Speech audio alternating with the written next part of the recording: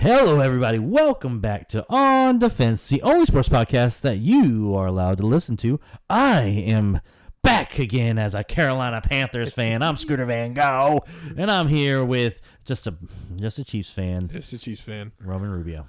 Yep, the biggest news of the day, the week, the year. The decade, probably. Scooter's wearing a Dairy Daddy shirt, and it looks sick as fuck. Dairy Daddies, baby. Go Dairy Daddies. That's the biggest. The saddest thing right now is they're not in season anymore. Like the season lasts like 3 months. It's crazy that they wasted this branding on a team for 3 months. We got a great show for you guys today. Oh my gosh! Sorry about that, Jesus. Sorry. Little disclaimer, that little noise. Sorry about that. But also a little disclaimer. It is raining here, where we are. So if you're a little rain in the background, hopefully that helps you. Kind of zen up and focus in on this podcast. If you're having a stressful day, maybe this makes you chill out a little bit with our nice, calming voices and the rain in the background. Just chill. Go to your happy place. Panthers fans, there's not a lot of happy places. No, there is a happy place. There is a happy place for us Panthers fans. But we're going to get into that. The Bryce benching, the Andy Dalton era begins again. Kind of, maybe. He played one game. Played one game last year, which was our best passing performance of the whole year last year against Seattle. So we'll talk Chiefs and how Roger Goodell is in love with Taylor Swift and wants us to three-peat. The biggest surprises leading into this season so far that maybe we didn't predict, or maybe that we did predict, and just the outlook. And we'll be talking about some quarterbacks and surprises there. But I think the biggest news of the last 24 hours, kind of out of nowhere, was the retiring of Woj. Adrian Wojnarowski, one of the most iconic names in basketball, insider history. Probably the most iconic name in basketball insider. I was always a Shams man. Really? Yeah, Come on. I'm a Shams guy. Yeah, I didn't believe in anything until Shams told me. Really? Yeah, and Woj, get out of here, Woj. But he's moving on to be the GM of his alma mater college, and Scooter and even me. I mean, the first ever GM. We don't know college basketball team. Never I heard don't know of what that means. But because the athletic director of the Saint Boulevard, I think, is the name of it. Keeps being interviewed about Woj coming to the program, and it's we always thought the GM of the colleges were the academic, the athletic director. Athletic director, sorry, yeah. So, maybe I just don't know. I could also just not know. Yeah, but also it's a different business now, and so could also be a different division that maybe has a GM role or something. I don't know, Weird, but it's getting crazy. Also, I don't know if you heard, but there's a guy who played in some minor hockey league over in Europe that wants to come play for college now, and now they're trying to petition that rule shouldn't be a thing anymore, which is pretty crazy to think about because that would open up kids being able to go over, play in Europe for a couple years, and then come over and try to play in the NCAA, and then get, you know what I'm saying? Like LaMelo, when he went to Lithuania, he basically threw away his eligibility to play in college. So he played in Lithuania, then came back to the league that LeVar Ball made for him and his people, and then went to the NBA. What if he went there and then he went to UCLA for a year after playing in Lithuania? That would have been kind of interesting. Yeah. Think about Luka. Playing till he was 18 in Europe, and then Kansas. Oh my gosh! Probably. Don't say it. He would have went to Duke. Okay. Coach K would have got him, and and I would have hated every fucking second of it. I don't think we would get the Europe guys. I just don't believe in our recruiting. It sucks. Yeah. Hey, we got Joel Embiid, so we can get anybody. Hey, he's American. Yeah, he's American now. He plays for America. He might flip-flop in 2028. Who would have thought? People are flip-flopping Olympic teams now. My gosh, what does the world come to? But one thing that I hope isn't a flip-flop, Roman. Yeah. Is the Panthers. Flipping is the Panthers benching Bryce Young. This is the thing that I've been calling for probably since game 1 last season when he threw 2 interceptions, pretty much exactly the same way to the Atlanta Falcons. And our buddy Marty at the time was trying to tell me, I don't think he's that bad. And I was like, Marty, I can see it. He's awful. We're cooked from the beginning. It's bittersweet because it's would have been better if Bryce was just good. Or average. Or average, yes. That would have been best for the franchise. But it makes me feel good inside knowing that the bad feeling I had on draft night when we drafted him was not wrong. I was totally in the right that I should feel bad about this because I'm sorry. There were times last year that I would think that there was just things going wrong that Bryce couldn't control. But now it's like I feel like we've done enough for him to be a productive, not even great, just a productive, moving the ball, some drives, not all the drives, but some drives we move the ball. No, dude, it's like we don't move the ball at all. There's so many third and longs that like defenses understand he's not going to throw longer than 15 yards. So like you just play back some and tackle the guy when he throws it to him. As a man that saw probably the greatest quarterback season of NFL history, the 2018 Patrick Mahomes, Kansas City Chiefs. Watching this year, Bryce Young was painful. Yeah, and like you said, as an outsider. Yeah, as an outsider who has to kind of watch him because that's what's on our local broadcast. It's terrible. It's awful football. It's not fun to watch. Like it's like it makes it where like I usually am a pretty good fan, and not like even if we're losing, like I want to see us do a good thing, so I'll watch through the games. I just can't because there's so much bad that's like. I just can't stomach it at all. And then you can tell the players are getting fed up with it. And, like, I know everybody's going to rah-rah and be like, oh, Bryce, he's still our quarterback. But I don't believe that they believe that. And I think that's really irritating me is the national media right now wants to be like, did we do things wrong? Yes. The first thing we did wrong was draft Bryce Young. Like, right? Like, but did we help Bryce necessarily? No. But at the same time, like, I think we're seeing the product of a guy who was always on really, really good teams. Now being on a terrible team. Being on a terrible team and realizing that maybe the really, really good teams weren't because of him. He just benefited from being on that really, really good team. And, I feel bad for him. I feel bad for the organization. But at the same time, bad for the organization. Like, I wanted C.J. Stroud.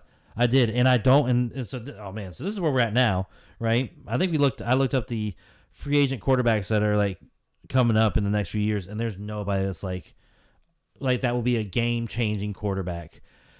So then it's either we try to trade what assets are we going to trade for a game changing quarterback, or we have to draft somebody. I fear that we're going to have the number 1 pick. Which means fear. Well, the problem there is you're the Giants, basically. Yeah, but like, I fear that we're going to have the number 1 pick, and why I fear that is that we are going to reach on somebody. Where what I would rather have the Panthers do is trade back, 2 or 3 times if you can. Trade back to the 5th spots, trade back to the 6th and 7th spot, or even the 10th spot. Rack up a shit ton of assets, players, picks, stuff like that we can use to try to fill out this roster for whatever quarterback we draft the year after. And if we want Arch Manning to come here, we have to have some sort of like team here for him to get in here, because that's who I want. I want Arch Manning. Or I'd rather I'm fine, honestly. I'm fine with us sliding down to the 10th pick and picking like a Cam Ward this year. Like somebody who is producing really well in college level, who's a big quarterback who seems like he can do it, but also we're going to get a bunch of stuff and then pick him. It was just, I feel like the exact opposite of what we did with Bryce. So this Arch Manning thing, one more. I know I asked you last week, the difference between him and Bronny. Yeah. Outside of that. Yeah. So remember Eli Manning, right? Yeah. And how he forced his way to not get drafted by the San Diego Chargers. Yeah. Do we really think the Mannings are going to let Arch get drafted by the Carolina Panthers? So, if not, and we're in the situation that we can't draft Arch Manning, the amount of capital that we are going to be able to demand will be worth, I hope. Unless he loses to Louisiana Tech or University of some crappy team that he's starting this week with. Yeah, but unless that happens. But he's not going to come out this year anyway, so we'll have a whole other year of seeing what Arch Manning really is. Yeah. But so far what I've seen is I'm sold, right?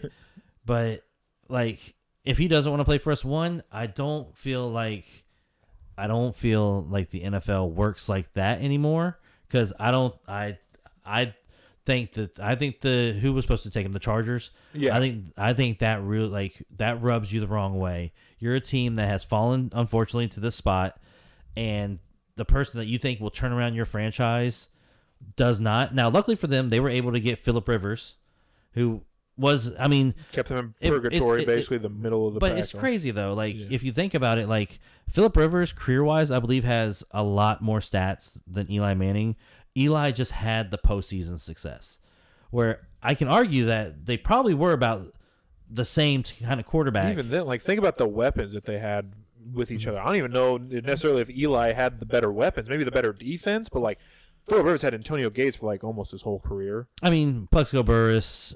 Plexico Burress had like really 1 year maybe, and then he shot himself in the leg and was. And then there was a guy, Victor Cruz was good. Victor Cruz, not even a Super Bowl run, but I'm saying, like these are just people. I mean, he had people, Brandon Jacobs, remember big bulky Brandon back Jacobs, they had. LaDainian Tomlinson, Yeah, Phillip Tiki Rivers Barber, LaDainian Tomlinson. I mean, he had weapons around him, but I think his defenses were elite though. Those years they won the Super Bowl, like they had really good defense. Jeremy Shockey, I don't remember Jeremy Shockey. Jeremy Shockey, I thought he played for the Saints. He did, but he also played for the Giants.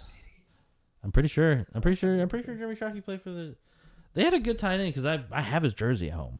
I have a Giants jersey. I have a Giants jersey, and I'm pretty sure it was Jeremy Shockey. I thought he only played for the Saints and then the. I want to say the Seahawks. Yeah, let's see here. I'm looking it up right now. Here we go.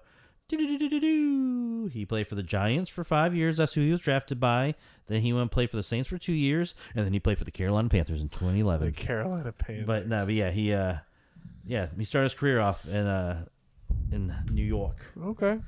Yep. Okay. Jeremy Shockey, shout out. Yeah. But yeah, interesting thing. If that happens again, do the Mannings force their hand again? Can they force their hand again? I mean, if there's a more powerful family that exists in like football, the Mannings got to be like the most powerful family. Yeah, right? If anyone could pull some shit like this again, I mean, they definitely could. I mean, and this isn't the first time like Kobe forced his way out of Charlotte, like for Vlade Divac. 2 times you miss out on Kobe Bryant because he forced family. You miss out on Archie, man. Yeah, we got Vlade Divac though. That sucked. But yeah, it's just I just want us to make the right decisions, and unfortunately with David Tepper, we weren't. But maybe with the benching of Bryce Young, maybe this is a sign that Dave Canales has some control over his destiny and is like, hey, I'm sorry, I tried your guy.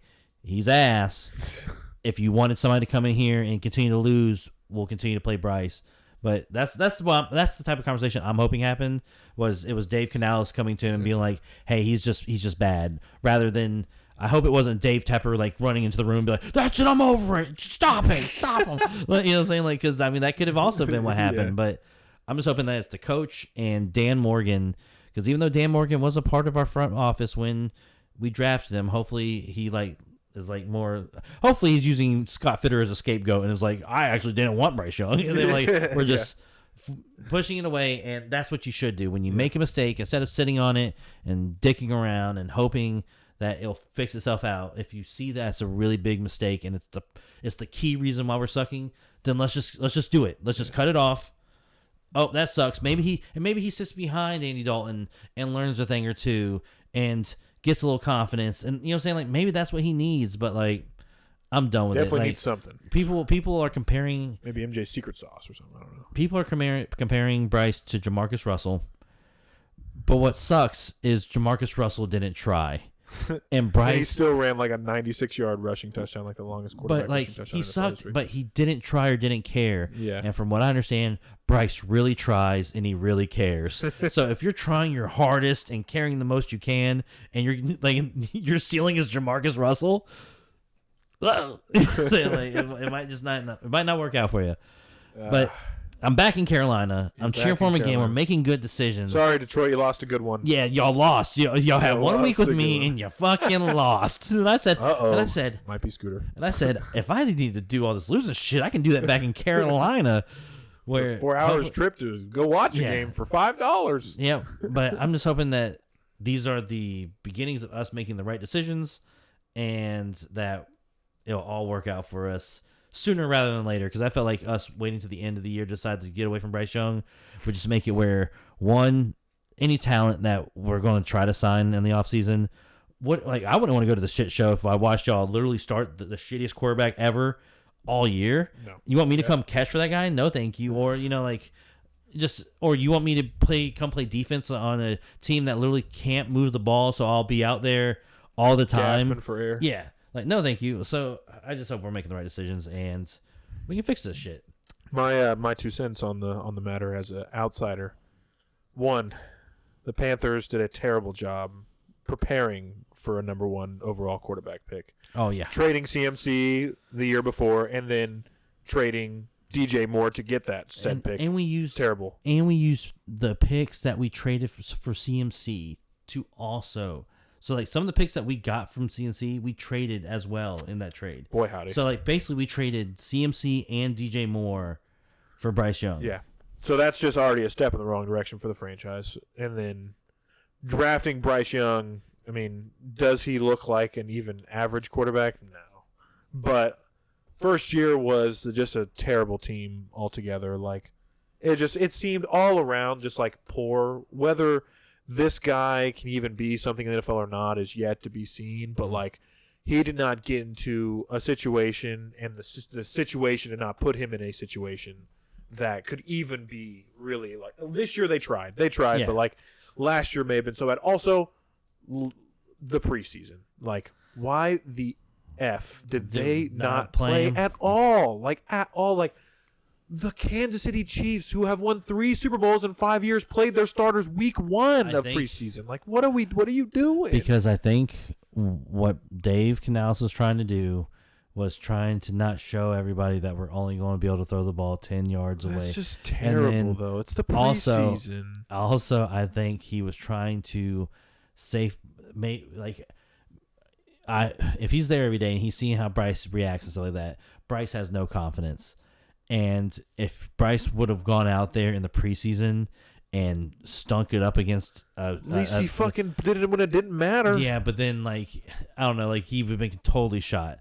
So I don't know. Like, that's the biggest. I do agree too. I wish that they were out there more, getting more snaps, and we would have been able to see that like, oh shit, against a third team defense, he's not getting like CJ Stroud fucking played in the preseason. Dude. I know. It's like why? Like even a game, even a quarter. I remember before the game, the first game of the preseason, I made a comment. Yeah, you saying did. That like this weekend I want to watch Bryce play and CJ Stroud sit, and literally the exact opposite thing. Like.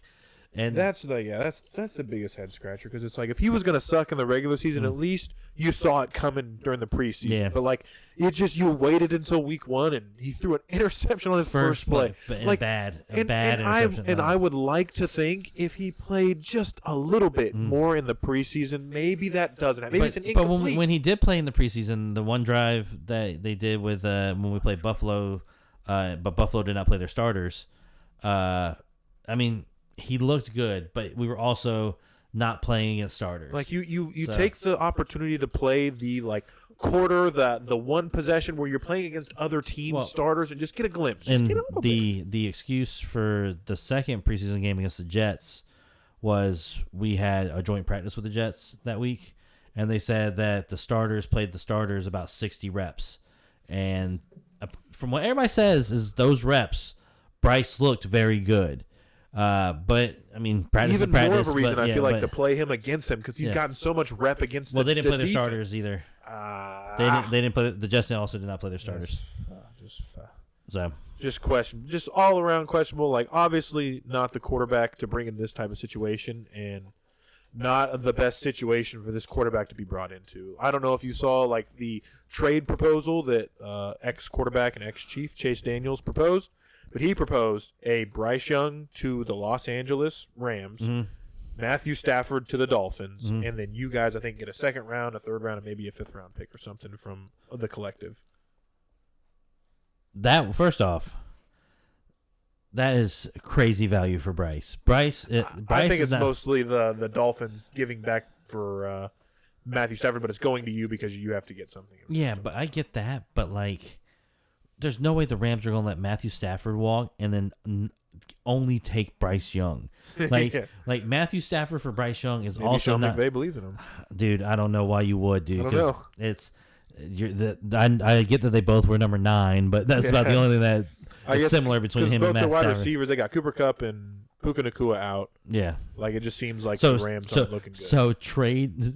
So you want Matthew Stafford's got a very, very high contract. No. I get why they want to get rid of Matthew Stafford. Yeah. But what I'm saying is you see the shit show that Bryce has not been able to do with like anything over here, and you want to send him basically to the same situation where he has no receivers. His by the way, their offensive line I think has been hurt a lot too in the Rams. Yeah. So you want to send Bryce for the same exact situation and think he's going to succeed? He will not. I mean, I'll take the second, third, and fifth. And thank you. For the Rams, it's like if Bryce Young works out, oh wow, awesome. Yeah. If he doesn't work out, then they get one of the top picks in the draft, and maybe draft the future quarterback. Like I feel like it's a low risk for them, depending on what all they give up, other than Matthew Stafford. Obviously, would question. I don't think that would ever happen, but just interesting. But I mean, I'd take it. If I was the Panthers, I would hop on that. I'll be surprised if we get a second round. If you can get a second round pick, I'd be surprised if we get a fifth round pick for Bryce Young. Like I think his trade value is just so low that like I will give you. And I think that's why the Panthers have said that they're not interested in trading Bryce Young, because like we're not going to get multiple draft picks. We'll be like a washing machine, like from Semi-Pro. Yeah, maybe in a slice of pizza. But enough about. What did you get traded for in 2K that one year? Remember, there was a storyline in 2K, the My Player mode, where you get traded for like biscuits or something. What? Yeah, remember? It's like you play for like the LA like developmental team, and you get traded for like. You get traded? Yeah, for like something like real dumb. I don't remember. And then I think you go to the Mad Ants, I think. I don't remember what I do remember the Mad Ants storyline. Yeah, I remember that, the G League storyline, but I don't remember what you got traded for. That's funny that you remember that. All right, and sorry about that. But anyways, what were we saying? We were saying enough of talking about. Oh, we were talking about the NBA storyline. You said the 2K storyline of like what you got traded for. Yeah, yep. I was gonna look that up. Yeah, but while he looks that up, on to way more interesting topics than Carolina Panthers. Let's talk about Roger Goodell's favorite team, the Kansas City Chiefs, who freaking dominated the Cincinnati Bengals this last weekend. And by dominated, I mean we played like ass, and we got away with the win barely. Yeah, got lucky. And I can't wait to deep dive into that. 2K19. You get traded for a sandwich to the Mad Ants. Traded for a sandwich to the Mad Ants. Yeah, to the Mad Ants. I do not remember that. That's funny. Yep. But on to my team now. The Kansas City Chiefs beat the Cincinnati Bengals 26-25. Close game. Great game. Patrick Mahomes and company, we did not play, very well. We didn't play very bad, but we didn't play, how I thought, the momentum was carrying from week 1 to week 2. We definitely took a step back. One bad interception from Patrick and another crazy interception from the Bengals. Probably the best interception that I've ever seen. Like in recent memory, yeah. Yeah, in recent that I can think of off the top of my head, that was a crazy interception. On to the thing that, probably the most controversial thing of that game. 4th and 16. Turnover on downs is the end of the game. Conversion. Chiefs are in field goal range for the win. Patrick Mahomes throws a ball to Rashee Rice, and late pass interference flag falls. Thoughts? I mean, it was pass interference. I made a comment after the game that it was a close call, and it seemed like that you. I don't think it was a close call. It was a close call. Like, I don't think it was. Like he was so. It was the guy. He was about 2 seconds too early. And that is close, but like also in another way, it's the guy who was breaking up the pass wasn't like he was doing like a blatant when you think of pass interference, you think of like, oh, I tackle you before. Homie was jumping up. Unfortunately, he just bumped into him before the ball got there. Yeah. So I mean, that's what I was saying. Like, it's just that was close. You know what I'm saying? Like that was close, but it was a pass interference, and I just hate seeing games end on stuff like that. Not saying that it was the wrong call to do. It's just like you know what I'm saying? Like I can't believe that's what it's going to end it. Yeah, but also like the other side of that, if they don't call the penalty, sure, probably mostly Chiefs fans are going to be upset with it, but like it's something that decides the fate of the game, and if it's a penalty, you call it. Well, yeah, I'm not saying not to call it. I know. No, you're not saying. But like, it's like either way, like they're in the wrong no matter what. Like they don't call it. I just wish the guy was a few inches back and he jumped up a little bit more cleanly and it was a knocked rookie. The ball out. He got excited. 7th round rookie. He got there early. Like that's it's a learning experience. It's a learning experience. It's like it's crazy. I think we saw 2 good teams, possibly the 2 best teams in the AFC. duking it out. And I think when you're playing a team that is as high of caliber as both those teams are, and they've played each other so much in the last 4 played years. each other, and they kind of got a chip on the shoulder, and it's kind of a little bit of a rivalry. Yeah, that like you're going to make the other team bad because you're playing that. You know what I'm saying? Like there's many times that they mess up and you mess up because you are playing so intense that both teams have those moments of like going back and forth. So every single one of these games against each other, Chiefs, Bengals, it ends basically in a last-second field goal. Yeah. Almost every single time we play each other ends in a last-second. And y'all have won by the skin of your teeth on 2 games back to back. So that's, I mean, getting lucky. Not saying y'all have you've wronged anybody because the toe was on the line for the Ravens and it was pass interference. But man, that's gotta make you feel a little nervous that like y'all are. I mean, 2 good teams, but it's like, y'all could have also started off the season. Exactly, we could have started off 0-2, but that's the thing. If this was in the middle of the season, maybe some concern. But this is the beginning of the season. We're definitely not playing the best football right now, but we will get there. Especially what happened last year. You know, we lost on Christmas Day. Like, it didn't seem like we were getting much better than what we were at the beginning, but we figured it out like I knew we would because we have the best quarterback in the league. Who y'all playing this week? We play the Atlanta Falcons on Sunday Night Football. The Falcons have been playing good football. Good football, yeah. They've been tough, dude, and they got a good defense. Matthew Judon, they got Jesse Bates, they got Jesse Bates. we're used to Jesse Bates. He played for the Bengals, so we're familiar with this game. But they got quite a bit of good. Yeah, should be a good game. Yeah, if Kirk Cousins just doesn't throw the ball away. Kyle Pitts, I mean, the tight ends have been tearing the Chiefs apart this season, so hopefully Kyle Pitts has a great game for my fantasy team. Speaking of that, thanks for kicking my butt last week. No problem. Yeah, maybe number 1 in the league, baby. Number 1 in the league, baby. Tied for number 1. We're gonna go. Haven't done this in a while, guys, but surprise, Roman's rant of the week. I'm just as surprised as y'all. My rant. I meant to do this last week and I totally forgot about it. And this isn't basketball, this isn't football. Feels like it's in just sports nowadays. Any close game where either a penalty decides the end of the game or there was a lot of controversial penalties throughout the game, it's the refs cost us the game. It's like the fan base that lost is like, oh, the refs had it out for us. Oh, the refs this, the refs that, the refs that. There's no accountability. There's no, looking at it from a non-biased or a realistic perspective that it's not the refs that cost you the game. Let's look at this Bengals game, for example. The Chiefs on 4th and 6, the play before the 4th and 16, got the conversion in field goal range basically to win the game. But guess what? Our left tackle, who just recently got subbed in for our starting left tackle because our starting left tackle was getting shit on, he put his hands to the guy that was blitzing's face. That's a penalty. If we would have lost the game, would I have been like, man, the refs had it out for us. We lost because of the refs? No. We committed a penalty, and we paid the price for it. The Bengals fans want to blame the refs for losing this game by the field goal. But let's talk about Jamar Chase's unsportsmanlike penalty. He wanted a hip drop tackle flag to be called. It wasn't a hip drop tackle. So he got mad. He got an unsportsmanlike penalty. They got a big gain taken away, and they had to settle for a field goal on that drive instead of possibly scoring a touchdown. Let's also talk about Joe Burrow's fumble that led to a defensive touchdown by the Chiefs. There are so many other. Or what about the Bengals' 6 attempts to get into the end zone at the 6-yard line and closer in their first drive of the game? They had to settle for a field goal. We'll look at all these things that led to eventually the Bengals losing the game. Yeah, it sucks that you lost on the last field goal or the pass interference basically decided the game, but that is not why you lost the game. That is why the game was close, and you let it get to that point, and that's why you lost. Well, Roman, go for it. As if I'm a fan of a team that lost and I believe my team's good, yeah, I'd rather blame the refs than blame my good team. You can still be good and be a team that lost the game. I mean, we lost the game, but not because of us, because of the refs. And if you're out there and you feel like your team's been hosed by the refs, talk to the fan base of the Sacramento Kings in the 2001 NBA playoffs against the Los Angeles Lakers.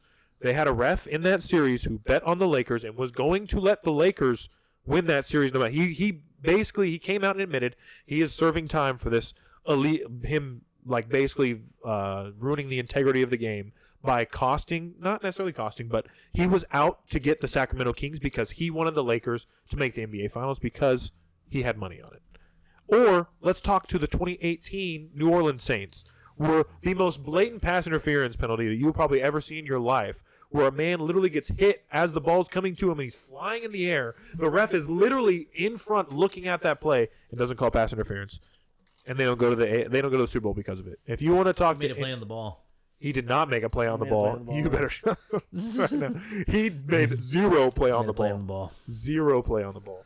But let's talk to those two teams and really think about, did we lose because of the refs? Because you didn't. Sorry. Many other factors could have led to you winning or losing the game. The 2015 Carolina Panthers. Yeah. When they played against the Denver Broncos. Yeah. And the NFL clearly wanted Peyton Manning to go out on top. How so? Huh? How so?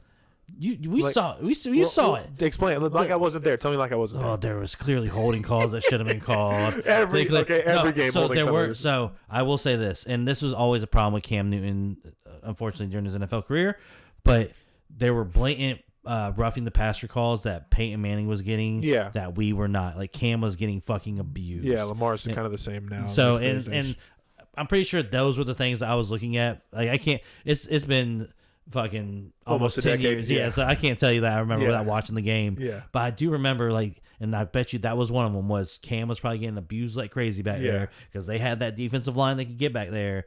And I felt like there was probably calls that Peyton got that it was because Peyton Manning. He was a 40-year-old man still trying to throw the football. Hey, and he did it. Fragile. He did he in that game? He really did it. He did it. That's what they want you to remember, though. Yeah. He did it. But anyways, that's my rant. I'm tired of after every NBA game, the refs cost us the game. No, there's penalties, there's fouls, there's random things that happen every game. There's turnovers that you commit throughout the entire 4 quarters of a game that cost you the game, and not the very last play of the game that probably shouldn't have gotten to that point in anyways if you were as good as you claim to be. Just like the refs in the Cowboys game. Oh yeah, yeah. That's why the Cowboys didn't win this week. Yeah. Was not because of Dak Prescott or anybody on the Cowboys. I can tell you that much. Just wrap up the Chiefs. Chiefs are awesome.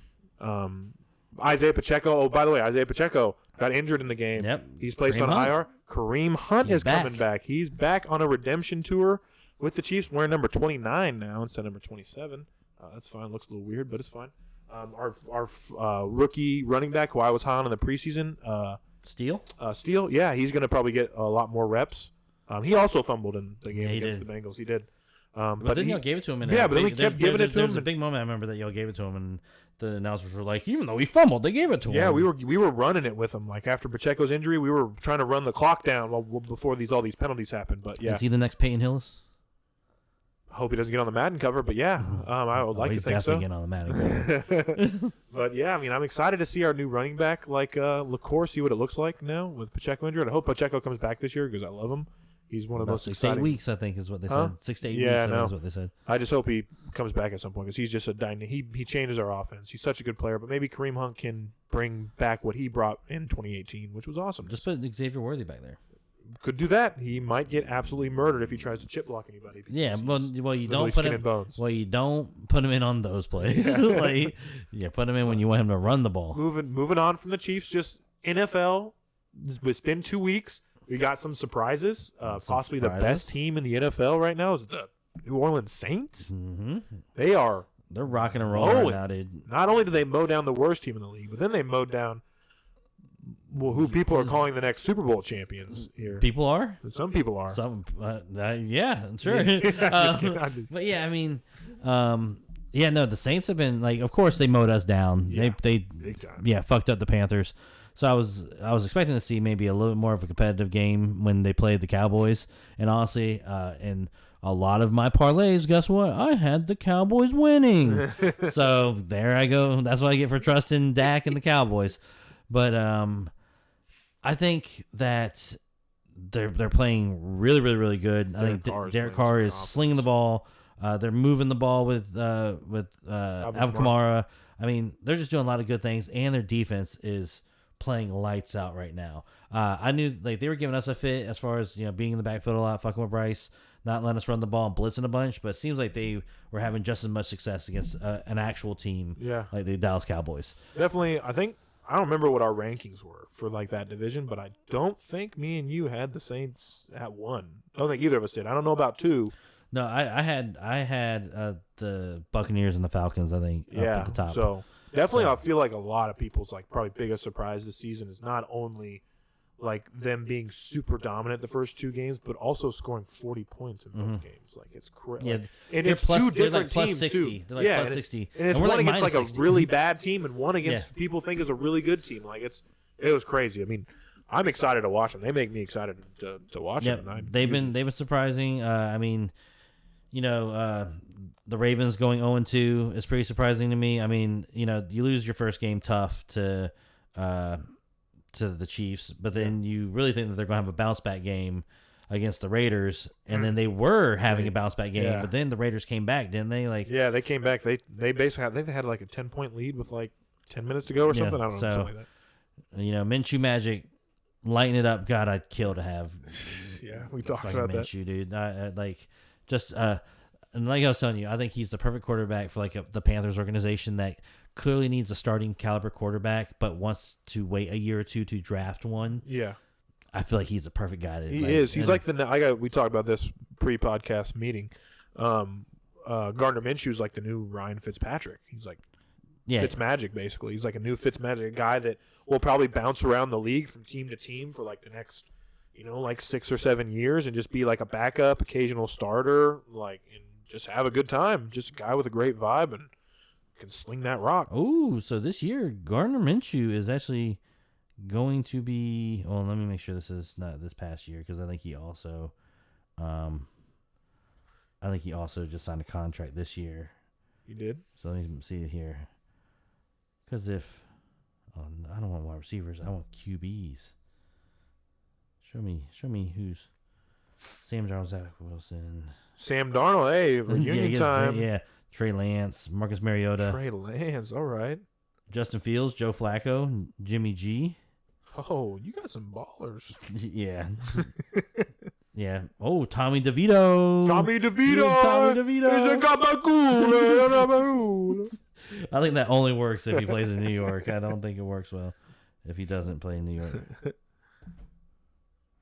But yeah,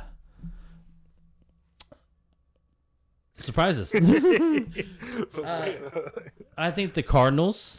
Yeah, have been surprising because I think they lost their first game, right? But they lost to the Bills. Yeah, but it was a close game. Yeah, and then there was all that talk of Marvin Harrison Jr. not really doing anything his first game, and then his next game, 4 receptions for like 130 yards and 2 touchdowns. Like, God, that's what I was dreaming of. Like when I thought of us taking a quarterback and a wide receiver, having that man on your team is going to be a game changer for whoever he has as his quarterback. If it's Kyler Murray or if they decide to move on from Kyler and try to do something else, but like they're looking good. Yeah, their defense is looking good because they beat the who they beat this week. Who did the Cardinals beat this week? I think they beat the Rams. Did they beat the Rams? They beat the crap out of them though. Yeah, they I think beat so. them Yeah, bad. So besides that, I mean, unfortunately, it's a surprise, but also like the Dolphins. I think I had them. Yeah. When we were talking about preseason stuff, I had the Dolphins going pretty far into the stuff, but with the latest Tua stuff, unfortunately, it seems like that's not going to come into fruition. Sucks for him. Yep, which sucks for Tua. I'm no doctor. I hope he sees a bunch of doctors to make sure that he's doing the right thing. Yeah. But also, I don't think the game is worth dying for. It's definitely not. And if he's going to keep running like he just can't. He can't run like that. And Tua, remember, you got hurt on the field, buddy. Your guaranteed money is there. You get that guaranteed money. You got hurt on the field. Get that money if that's what you're worried about. But Minnesota, Sam 2-0, dude. Sam Darnold out there. I mean, it's easy to do it when you have the best receiver in the league out there. Yeah. 97 yard. Would love to see touchdown. how Bryce Young looks with Justin Jefferson. Yeah, I would too. I would. He wouldn't be able to see him open down the field, but it would look cool to see a receiver open. But the Steelers. I mean, dude, Justin Fields. Yeah, he's not playing crazy good, but he's just playing. The game. Yeah, he's just playing decent. He's just not losing. Yeah, basically just losing the game, dude. Letting his defense do what they do, and which then Mike Tomlin knows how to do. Yeah. You know what I'm saying? Mike Tomlin's always been a great defensive coach. So, I mean, the Steelers looking pretty good. Division. I mean, so the Steelers are 2-0. Uh-huh. The Browns are 1-1. Uh-huh. And the Bengals and the Ravens are 0-2. Yeah. What are the odds that the Bengals are Twitter account. You know, I don't know if you guys seen. We've been a little bit more active on Twitter recently. Trying to On Defense Pod at On Defense Pod on Twitter. But someone tweeted on our account that one of us, me or someone, said, "Do we really think that the Ravens and the Bengals are both going to make the playoffs? It seems like where we're at right now, the Steelers seem to be playing good. The Bengals and the Ravens have to play each other twice, and then they got to play the other people twice. The Steelers who were playing good, the Browns who were playing, and they're at least winning football games, a football game. Do both of them make the playoffs? Do the Ravens and the Bengals? Like, feels like somebody has to miss the playoffs, and it's like, who's it gonna be? Well, you got to remember they also play the NFC South this year. Oh, they do. We play the Bengals in like 2 weeks, I think, and you play us too. Yeah. How the did you manage that? I don't know, but I'm pretty sure we play the Bengals soon because I'm pretty sure everybody keeps bringing up that we're. Because I think we play all of your division, so you play all of our division and all of their division. That doesn't seem fair to you guys at all. Panthers schedule. Yeah, no, we play Panthers we play the Bengals next week. Week 3? Yeah, week 4. Week 4 we play. And when would you play the Ravens?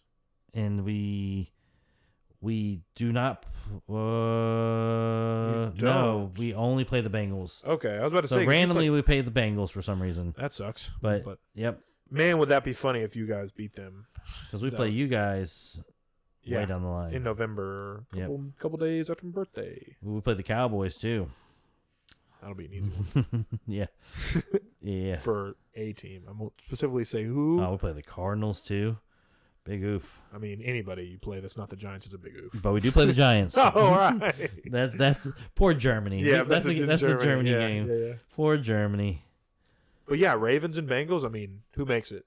And then what are the implications or what's the outlook of the other team that doesn't make it? So, who do you think's going to make it? I guess I should say. Who do you think's going to make it? Gosh. If you only had to pick one. It's possible that they both turn it around and they both make the playoffs. If I had to only pick one, I'm going to say that the Bengals will turn it around. I don't know why. I don't. They still got T. Higgins is injured. Yeah, I mean, I just don't like.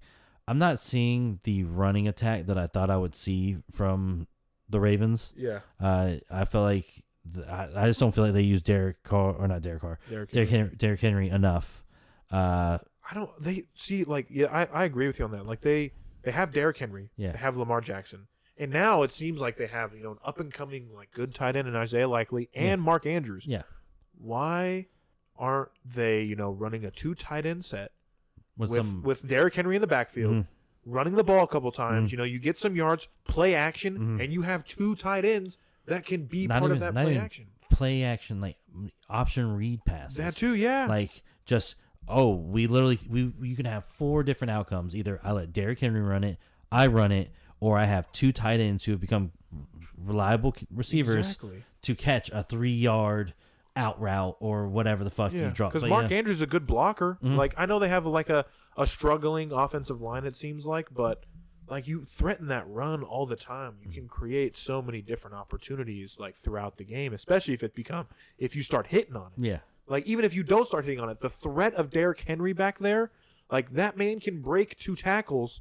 And your offensive line could miss on 2 assignments, and Derrick Henry still makes them pay for it. It's just. But to be honest, I think they both make the playoffs. I think they both make the playoffs. But if I had to put one team over the other, so you'd think the Steelers end up coming down to earth and don't make the playoffs. I think eventually teams will just wise up that Justin Fields is still Justin Fields and do something about it. I guess. Yeah. But then do they go to Russell Wilson after that? I don't know. That's the thing. I feel like there's such a question mark because, if Justin Fields keeps playing good, then they got Justin Fields. But if he ever starts playing bad, bam, Russell Wilson.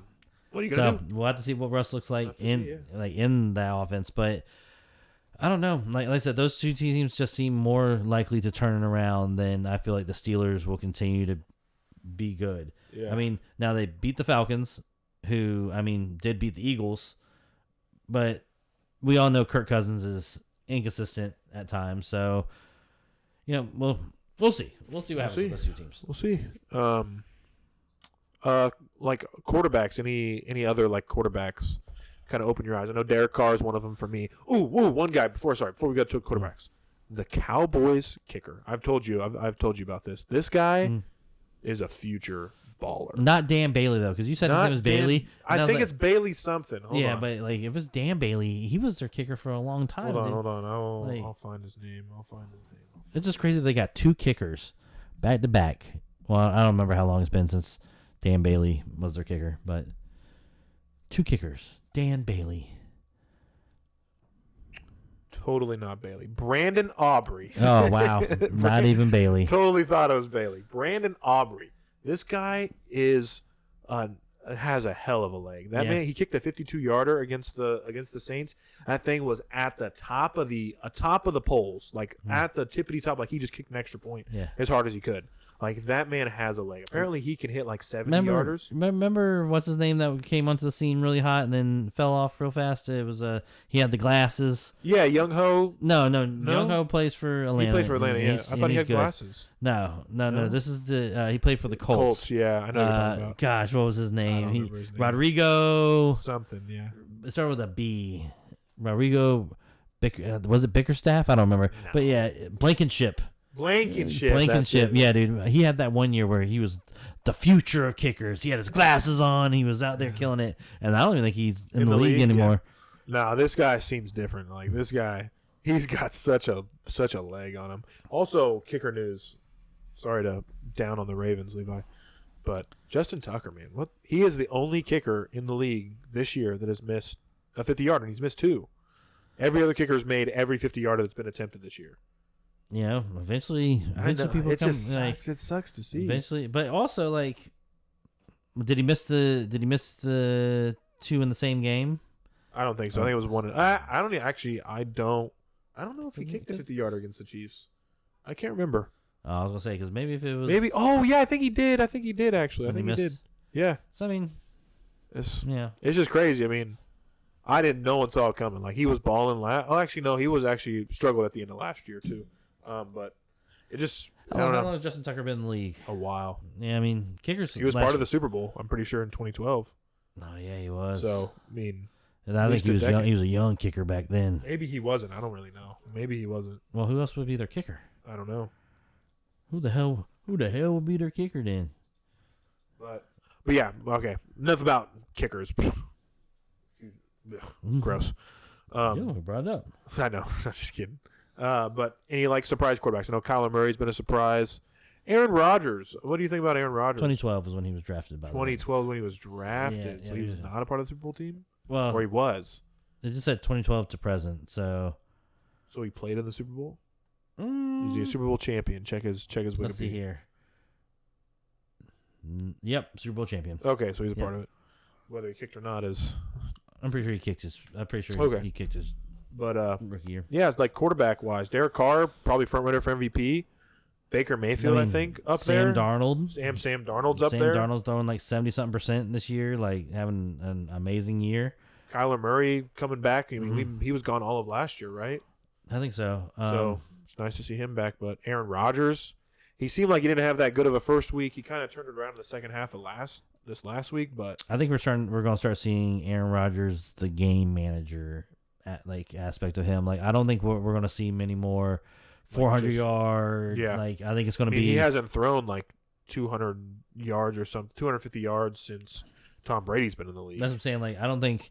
I think you'll get anywhere from 175 to 225, and it'll be hopefully good, smart, calculated throws, and you let Breece Hall do the rest of it, and then hopefully that works out for you, But unfortunately, I just think you're just seeing Aaron being old. You know what I'm saying? And unfortunately, there's this whole.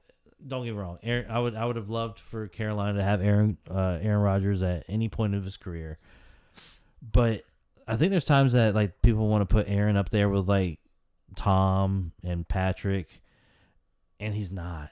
He's not. He's a great quarterback, Super Bowl winning quarterback, a bunch of MVPs. But I don't know. I don't know if it's the love of the game or whatever that makes it where he because it just seems like he's always aloof. Mad. He just seems like he's there, and he's mad that this is the thing that he's good at. Yeah, he's like a Kyrie Irving in a way. Like he loves the game, but he also hates everything that comes with the game. Yeah. So, but I don't think Aaron will sniff a conference final.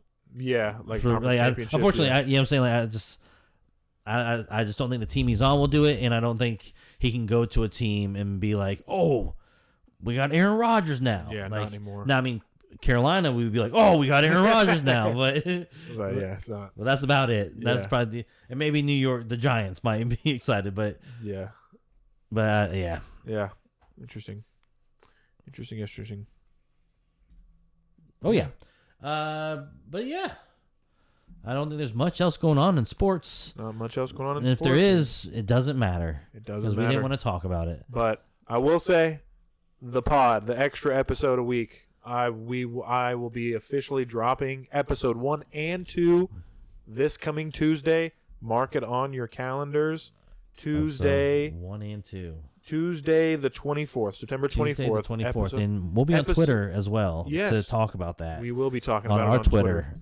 At On Defense Pod. If you want to follow us individually, would rather hear a man miserable about the Carolina Panthers, at Scooter Van Gogh. At Scooter Van Gogh. If you want to hear a guy that doesn't really tweet that much on his main account, but will occasionally about sports and Chiefs and Celtics, at Roman Rubio 14.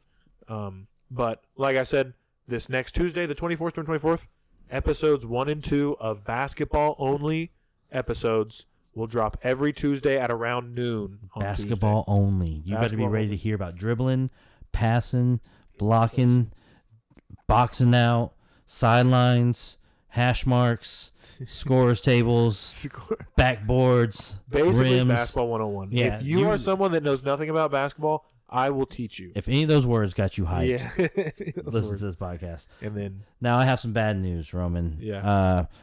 My ceramics podcast, I was super excited for it. I was there. I was getting all my ceramics ready. And then I burnt down my whole ceramics warehouse. So, fortunately, my ceramics podcast will be put on infinite hiatus until I figure out how to financially recover from burning down a whole ceramics factory. Yeah. But don't worry, it's still in the works. It's just got to be put on the back burner. Wait. This is like the Tesla Cybertruck. Just wait. Maybe 5, 6 years, 7 years since we announced it, but it will come. It'll happen. Good news though, me and Scooter will be here Thursdays. Or Fridays or Wednesdays or weekly. We'll be here weekly. It's gonna be. Let's just say Fridays from now on. Okay. How Thursdays, about that? Fridays. You want to just move it to Fridays? But do you know how they can tell when our episodes come out? By following us. By following Twitter. us at On Defense Pod. We are now in the comment section of your favorite sports teams, either roasting them, complimenting them, or banging our head against the wall as because long as the Chiefs, Panthers, Jayhawks, Tar Heels, Hornets, Celtics. Celtics. Yeah. But we'll be there. We're gonna try our best to keep it all things sports and not just our teams, but like obviously our biases will show from time to time, and we will very much support our teams and comment on the activities of our teams. And because basketball season's right around the corner, so you best believe that Twitter account's going to be heating up. Best believe. But outside of sports, you got anything going on? I'm addicted. We're addicted. Oh, to 2K? Yeah. To 2K. Gosh, we love 2K. We love 2K. I'm thinking about going home right now and playing it. Probably what's going to happen. As soon as we get off this podcast, yeah, I'm going to run into my car, plug in my Xbox and my portable television, and while I drive home, we're going to play a match of 2K. We're going to play a match of 2K. Not we're really. Probably going to win.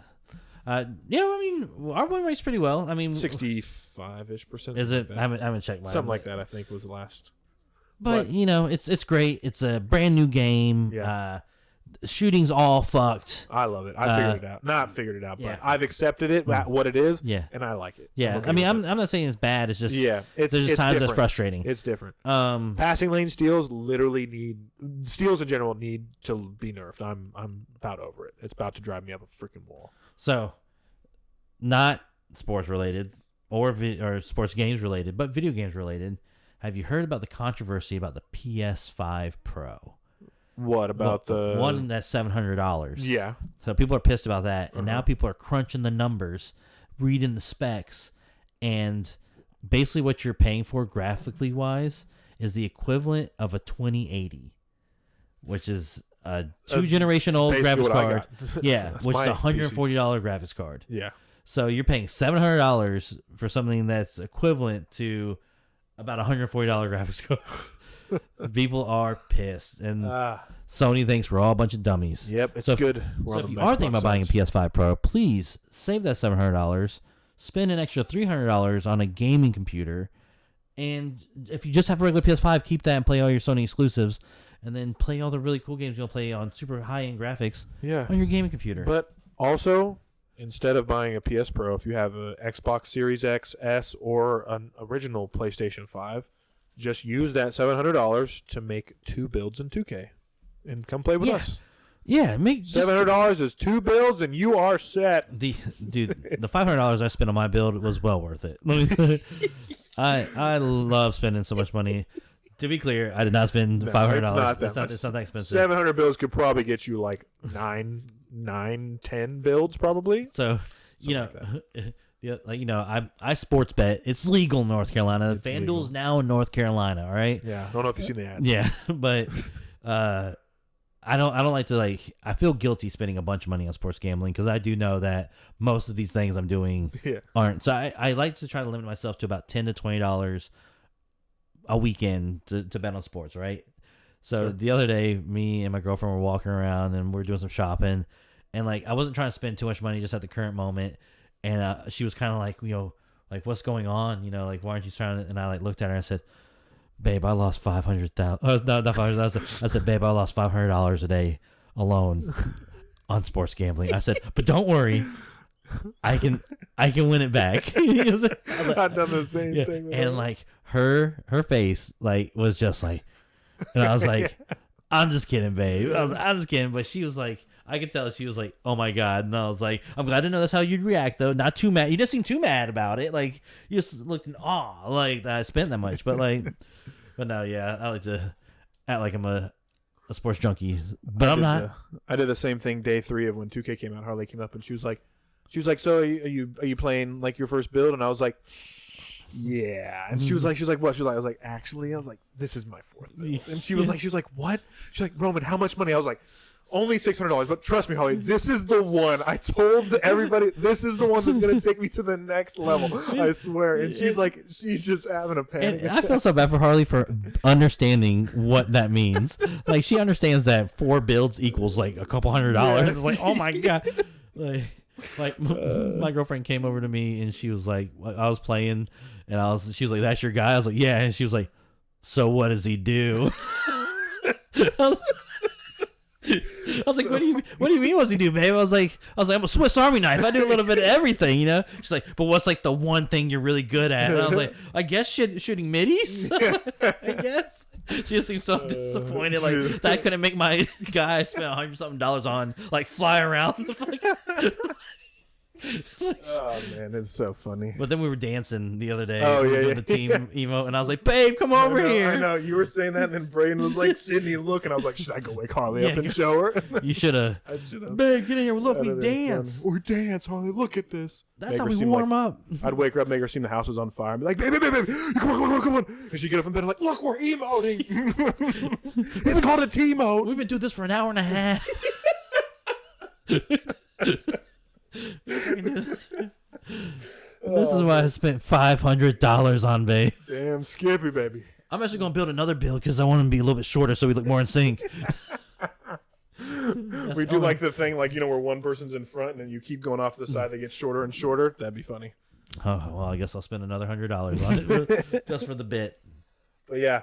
So yeah, we'll see you next week. Well, we'll probably still be addicted, maybe even more addicted to 2K, but don't worry, we're still addicted to sports. Always. At On Defense Pod. And on Twitter. On Twitter. And X. And wherever you get your podcasts. On Defense Pod. All right. Bye.